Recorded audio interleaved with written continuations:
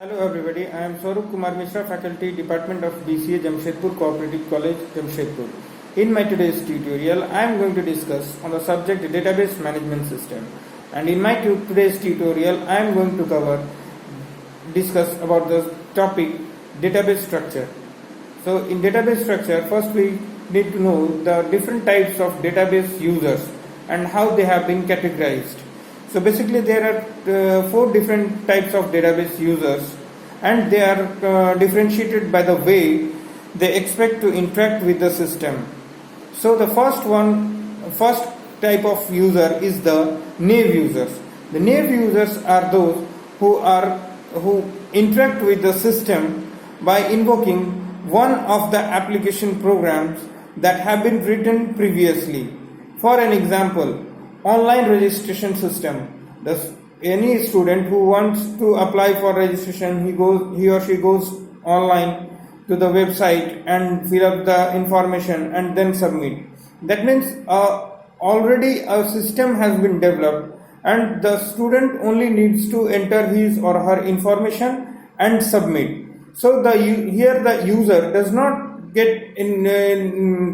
need to know about the background details of the application. He or she had to just enter the details and save it in the record.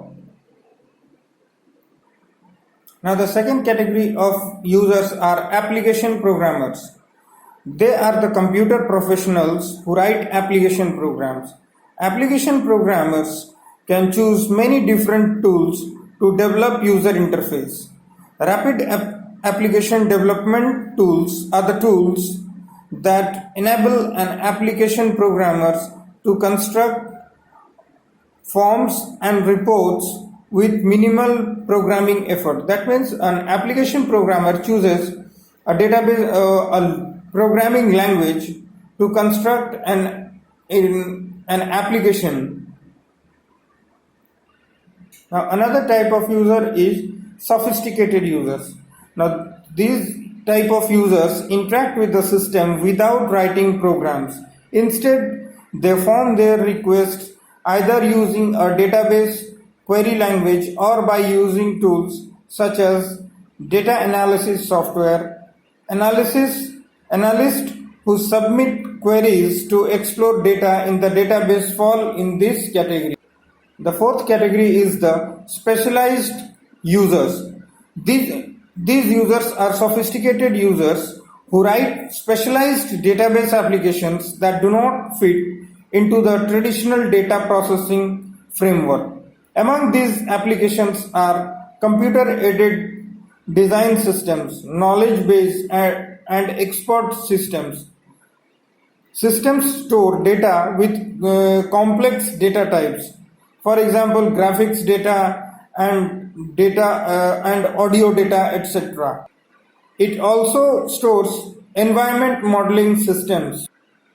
These are the four categories of users.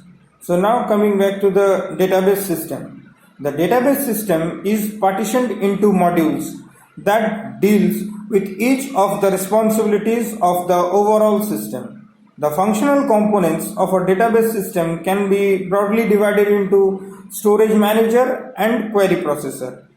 The storage manager is important because database typically require a large amount of storage space. Now the query processor. The query processor is also important because it helps the database system to simplify and facilitate access to data. The query processor allows the database users to obtain good performance while being able to work at the view level and not be burdened with understanding the physical level details of the implementation of the system. Now coming to the storage manager. The storage manager is a very important component of a database system that provides the interface between the low-level data stored in the database and the application programs and queries submitted to the system. The storage manager is also responsible for the interaction with the file manager. So the basic role of a storage manager is storing, retrieving, updating data in the database. The basic components of storage managers are authorization and integrity manager. First one, the authorization and integrity manager test for the satisfaction of integrity constraints and checks the authority of users to access data. That means, as we had discussed earlier, the integrity constraints, four different categories of integrity constraint: domain constraints, referential integrity, assertions. So it is the responsibility of the storage. It is the responsibility of the storage manager to test for the satisfaction of integrity constraints in the authorization and integrity manager component of the storage manager. Now, in the transaction manager, it ensures that the database remains in a consistent state despite the system failures, and that a concurrent transaction execution process proceed without conflicting. That means the transaction manager is responsible for executing concurrent transactions without any interference between each other. It also keeps the database system constant even if there is a power failure. For example, while transacting or withdrawing any amount from ATM machine, if in between the transaction there is a power failure, and if and the amount is deducted without withdrawal, then after the power resumes, the account state rolls back to the initial state, and that means at that state in which it was before the transaction started. Now, another component of storage manager is file manager. It manages the allocation of space on disk storage and the data structures used to represent information stored on disk.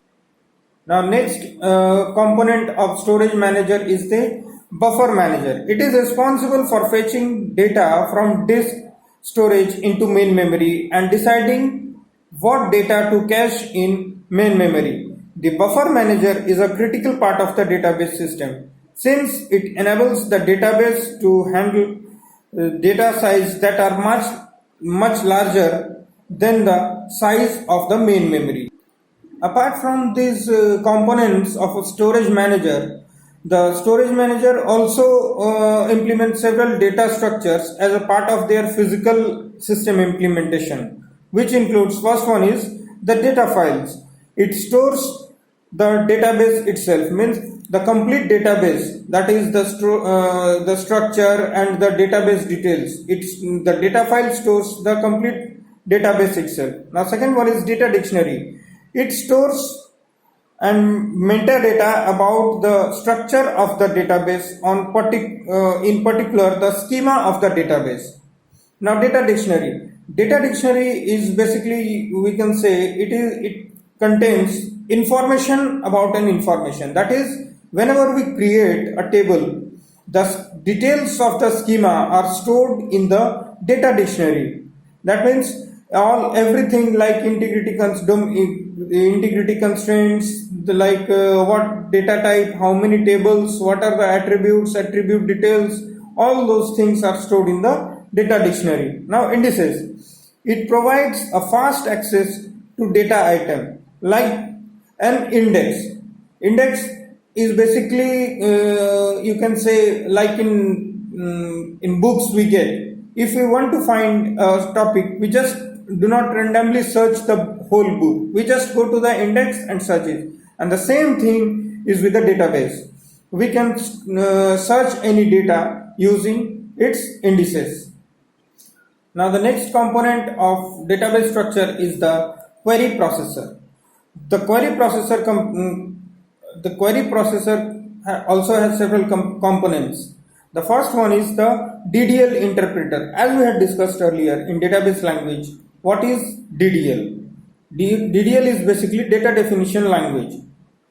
So in the main function of DDL interpreter, it interprets the DDL statements and records the definition in the data dictionary. That means whenever a DDL statement is executed, after execution it stores the details in data dictionary. That is, after execution of a, like if we want to create a table, we have to execute a DDL statement. So after executing it, the results are, the information are stored in the data dictionary. The next component of the query processor is DML compilers.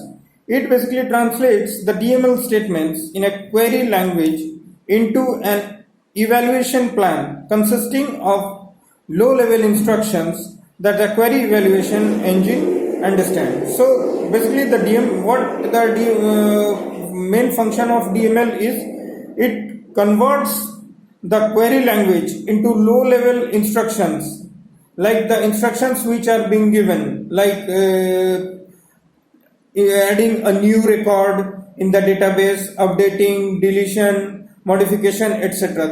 When this type of queries or DML statements are submitted, they are first converted into low-level language which the database system understands, and the query evaluation engine understands and gives the result. The DML compiler also performs query optimization. The query optimization is it is a technique in which it picks the lowest cost evaluation plan from among the alternative. That is, the query in query optimization, it sees the queries in such a way that it takes less time and overhead to give the output of the query. Now next component is query evaluation engine. The query evaluation engine executes the low-level instructions generated by the DML compiler. The role of query evaluation is, when a query is submitted, DML statement is submitted, it is basically converted into low-level instructions that is generated by the DML compiler. So these were the basic components of the database structures. Thank you.